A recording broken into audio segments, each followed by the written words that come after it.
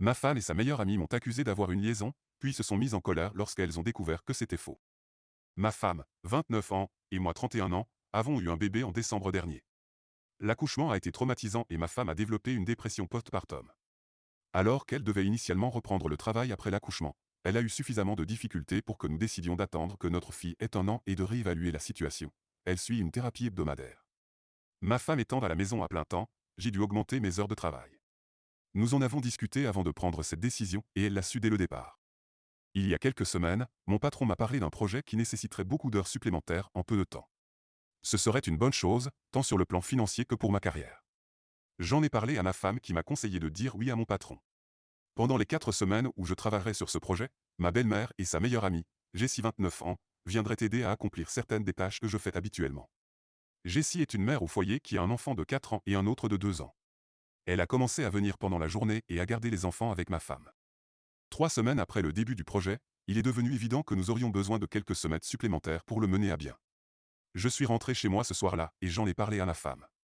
Elle m'a dit qu'elle était d'accord, mais elle s'est montrée très froide dans les jours qui ont suivi. Ce n'était pas un comportement inhabituel au cours des derniers mois. Je n'y ai donc pas réfléchi et j'ai essayé de ne pas le prendre personnellement. Au cours de la dernière semaine du projet, je suis rentré chez moi un soir et j'ai vu que Jessie était toujours à la maison. Je n'ai pas réfléchi, je l'ai saluée ainsi que ma femme, puis je suis allé voir notre fille. Avant d'arriver dans sa chambre, j'ai entendu Jessie dire quelque chose du genre « Il ne s'arrête même pas pour te saluer, c'est vraiment un signe ». Je me suis retourné et j'ai demandé de quoi il s'agissait. Immédiatement ma femme s'est mise à pleurer et Jessie a commencé à m'accuser d'avoir une liaison. Elle m'a dit que je devais détester ma femme parce qu'elle souffrait de dépression postpartum et qu'elle ne m'attirait pas parce qu'elle avait pris du poids pendant la grossesse. Aucune de ces choses n'est vraie. Je fais de mon mieux pour aider ma femme à surmonter sa dépression tout en subvenant aux besoins de notre famille.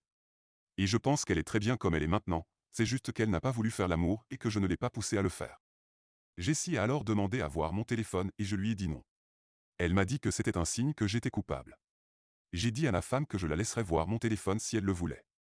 Elle a acquiescé et quelque chose s'est brisé en moi.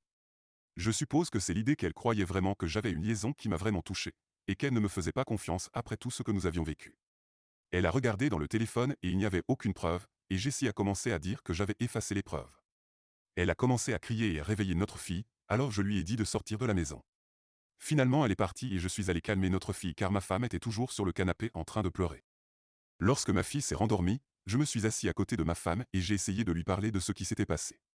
Elle m'a dit qu'elle était inquiète depuis que j'avais commencé à faire des heures supplémentaires. Je lui ai dit que nous avions parlé de la bonne occasion qui se présentait et qu'elle avait accepté. Elle m'a dit qu'il était très suspect d'augmenter la durée du projet. Je lui ai répondu que ça arrivait parfois.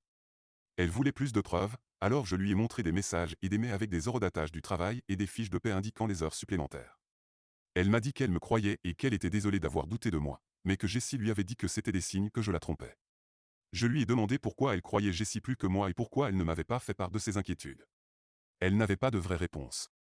Ça fait 2 semaines et le projet est terminé. En fait, j'ai réduit mes activités et j'essaie de travailler un peu moins qu'avant le projet afin de pouvoir passer plus de temps avec ma femme et ma fille. Mais je me sens tellement épuisé à essayer de tout faire et j'éprouve du ressentiment, parce qu'au fond de moi, je sais que ma femme ne me fait pas confiance. Je me demande ce qui se passera la prochaine fois que j'aurai un projet à réaliser, ou autre chose. Vais-je revenir à chaque fois et être accusé de tromperie? J'ai essayé d'aborder le sujet à plusieurs reprises, mais ma femme me dit que ce n'est pas le moment et qu'elle est fatiguée ou triste. J'essaie d'être attentif à ses sentiments, mais je me demande si ça signifie que je ne pourrai jamais avoir les miens. Je ne sais pas trop quoi faire. Partie 2. Ce soir-là, j'ai abordé ma femme et lui ai dit que j'allais trouver un thérapeute. Je n'ai pas fait de lien avec ces accusations ou quoi que ce soit d'autre, j'ai simplement dit que je traversais une période difficile et que j'avais besoin d'une thérapie. Elle a haussé les épaules et m'a dit de faire ce que je voulais. Le lendemain, en rentrant du travail, j'ai constaté que notre chambre et mon bureau avaient été saccagés. Je ne la vois pas, mais notre fille est dans sa chambre et pleure, ma femme l'a laissée seule, son portable est éteint. J'appelle mes beaux-parents et quelques amis, mais personne ne l'a vue. Je commence à m'inquiéter et j'appelle ma mère pour savoir si elle peut faire du babysitting pendant que je vais la chercher. Avant que ma mère ne rentre à la maison, ma femme revient, Jessie est là aussi mais n'entre pas, toujours contrariée de ce que je lui ai dit, mais ma femme entre. Elle est manifestement bouleversée, elle a pleuré. Je lui demande ce qui s'est passé. J'ai d'abord pensé que la maison avait été cambriolée. Elle commence à me crier que je suis infidèle et que la thérapie n'est qu'une façade pour que je puisse rencontrer ma maîtresse. J'essaie de la calmer et de lui dire que ce n'est pas vrai, mais elle s'est jetée sur moi et m'a frappé, j'ai le nez cassé. Elle a réalisé ce qu'elle avait fait, s'est assise sur le canapé et est tombée dans un état comateux, fixant le mur. Je suis allé dans la chambre de ma fille et j'ai fermé la porte à clé.